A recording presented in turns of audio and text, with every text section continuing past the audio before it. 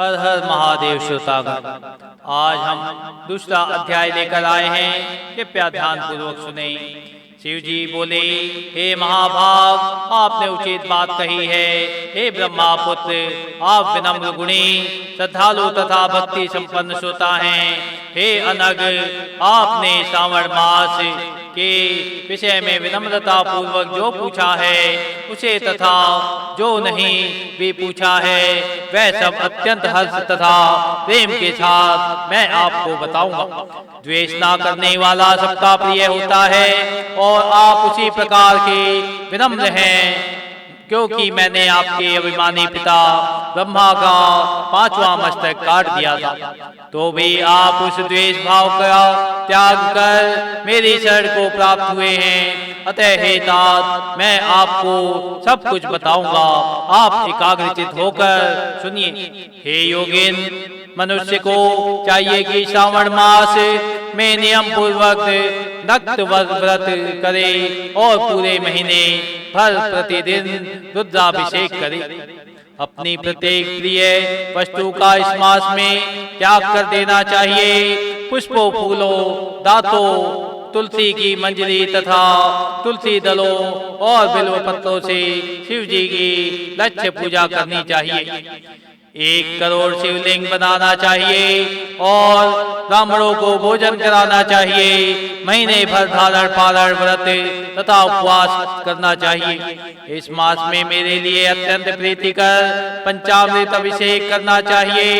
इस मास में जो जो शंभु कर्म किया जाता है वह अनंत फल देने वाला होता है। हे मुने, इस मास में भूमि पर सोए, ब्रह्मचारी रहे और सत्य वचन बोले। इस मास को बिना व्रत के कभी व्यतीत नहीं करना चाहिए। फलाहार, हविष्ठान ग्रहण करना चाहिए। पत्ते पर भोजन करना चाहिए। व्रत करने वाले को चाहिए इस मास में शाक का पूर्ण रूप से परित्याग कर दे। हे मुनिश्रेष्ठ, इस मास में भक्ति युक्त होकर मनुष्य को किसी ना किसी व्रत को अवश्य करना चाहिए। सदाचार परायण, भूमि पर शयन करने वाला, प्रातः स्नान करने वाला, जितेंद्रिय होकर मनुष्य जो को एकाग्र किए गए मन से प्रतिदिन मेरी पूजा करनी चाहिए। इस मास में किया गया पुरुष श्रवण निश्चित रूप से मंत्रों की सिद्धि करने वाला होता है। इस मास में शिव के षडाक्षर मंत्र का जप अथवा गायत्री मंत्र का जप करना चाहिए और शिव जी की प्रदक्षिणा, नमस्कार, वेद पारायण करना चाहिए। पुरुष सूक्त का पाठ अधिक फल देने वाला होता है। इस मास में किया गया ग्रह यज्ञ, कोटि होम, लक्ष्य होम तथा अयुत होम शीघ्र ही फलीभूत होता है और अभिष्ट फल प्रदान करता है। जो मनुष्य इस मास में एक भी दिन व्रतहीन व्यतीत करता है वह महाप्रलय पर्यंत घोर नरक में वास करता है। यह मास मुझे जितना प्रिय है उतना कोई अन्य प्रिय नहीं है। यह मास सकाम व्यक्ति को अभिष्ट फल देने वाला तथा निष्काम व्यक्ति को मोक्ष प्रदान करने वाला है। हे सत्तम, इस मास में जो व्रत तथा धर्म है उन्हें मुझसे सुनिए। रविवार को सूर्य व्रत तथा सोमवार को मेरी पूजा व नक्त भोजन करना चाहिए। श्रावण मास के पहले सोमवार से आरंभ करके 3.5 महीने का रोटक नामक व्रत किया जाता है। यह व्रत भी सभी वंचित फल प्रदान करने वाला है। मंगलवार को मंगला गौरी का व्रत, बुधवार व बृहस्पतिवार के दिन इन दोनों वारों का व्रत, शुक्रवार को जीवंतिका व्रत और शनिवार को हनुमान व नृसिंह का व्रत करना बताया गया है। हे मुने, अब तिथियों के में किए जाने वाले व्रतों का श्रवण करें। श्रवण के शुक्ल पक्ष की द्वितीया तिथि को औदुंबर नामक व्रत होता है। सावन के शुक्ल पक्ष की तृतीया तिथि को गौरी व्रत होता है। इसी प्रकार शुक्ल पक्ष की चतुर्थी तिथि को दुर्वा गणपति नामक व्रत किया जाता है। हे मुने, उसी चतुर्थी का दूसरा नाम विनायकी चतुर्थी भी है। शुक्ल पक्ष की पंचमी तिथि नागों के पूजन के लिए प्रशस्त होती है। हे मुनिश्रेष्ठ, इस पंचमी को कल्पादि नाम से जानिए। षष्ठी तिथि को सुपोदन व्रत और सप्तमी तिथि को शीतला व्रत होता है। अष्टमी तथा चतुर्दशी तिथि को देवी का पवित्रारोपण व्रत होता है। इस मास के शुक्ल तथा कृष्ण पक्ष की दोनों नौमी तिथियों को नत व्रत करना बताया गया है। शुक्ल पक्ष की दसवीं तिथि को आशा नामक व्रत होता है। इस मास में दोनों पक्षों में दोनों एकादशी तिथियों को इस व्रत की कुछ और विशेषता मानी गई है।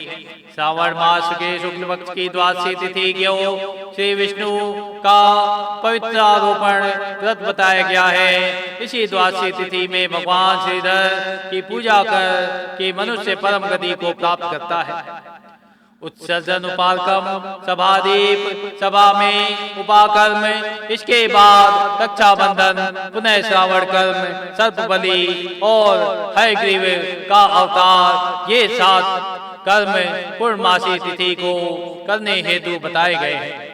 श्रावण मास के कृष्ण पक्ष में चतुर्थी तिथि को सकष्ट चतुर्थी व्रत कहा गया है और श्रावण मास के कृष्ण पक्ष की पंचमी तिथि के दिन मानव कल्पादि नामक व्रत को जानना चाहिए। हे द्विजोत्तम, कृष्ण पक्ष की अष्टमी तिथि को श्री कृष्ण का पूर्ण अवतार हुआ। इस दिन इनका अवतार हुआ, अतः महान उत्सव के साथ इस दिन व्रत करना चाहिए। हे मुनिश्रेष्ठ, इस अष्टमी को मनवादी तिथि जानना चाहिए। श्रावण मास की अमावस्या तिथि को पिठोरा व्रत कहा जाता है। इस तिथि में कुशों का ग्रहण, विष्णु का पूजन किया जाता है। इस मास में शुक्ल पक्ष की प्रतिपदा तिथि से लेकर सब तिथियों में पृथक पृथक देवता है। प्रतिपदा तिथि के देवता अग्नि, द्वितीया तिथि के देवता ब्रह्मा, तृतीया तिथि के गौरी और चतुर्थी के देवता गणपति हैं। पंचमी के देवता नाग हैं। षष्ठी तिथि के देवता कार्तिकेय हैं। सप्तमी तिथि के देवता सूर्य और अष्टमी के देवता शिव हैं। नवमी की देवी दुर्गा, दशमी के देवता यम और एकादशी की तिथि के देवता विश्वदेव कहे गए हैं। द्वादशी के विष्णु तथा त्रयोदशी के देवता कामदेव हैं। चतुर्दशी के देवता भगवान शिव, पूर्णिमा के देवता चंद्रमा और अमावस्या के देवता पितृ हैं। ये सब तिथियों के देवता कहे गए हैं। जिस देवता को तिथि जो तिथि उस देवता की उसी तिथि में पूजा करनी चाहिए। प्राय इसी मास में अगस्त का उदय होता है। हे मुने, मैं उस काल को बता रहा हूँ, आप एकाग्रचित्त होकर सुनिए। सूर्य सिंह राशि में प्रवेश करने के दिन से जब 12:40 घड़ी प्रतीत हो जाती है, तब अगस्त का उदय होता है। उसके 7 दिन पूर्व में अगस्त और अर्घ्य प्रदान करना चाहिए। 12 मासों में सूर्य पृथक पृथक नामों से जाने जाते हैं। उनमें से श्रावण मास में सूर्य गभस्ती नाम वाला होकर तपता है। इस मास में मनुष्यों को भक्ति संपन्न होकर सूर्य की पूजा करनी चाहिए। हे सत्तम, 4 मासों में जो वस्तुएं वर्जित हैं उन्हें सुनिए।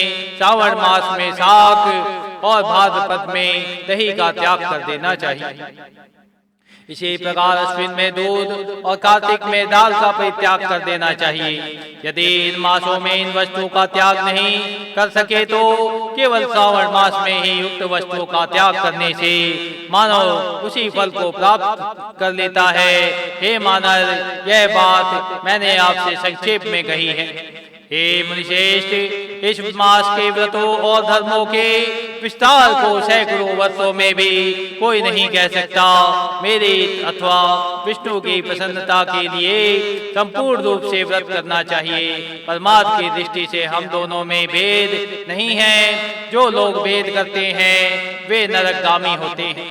अतः हे सनत कुमार, आप श्रावण मास में धर्म का आचरण कीजिए। इस प्रकार ईश्वर सनत कुमार संवाद के अंतर्गत श्रावण व्रतोपदेश कथन नामक दूसरा अध्याय पूर्ण हुआ। तो भक्तों, आज की यह कथा आप लोगों को कैसी लगी?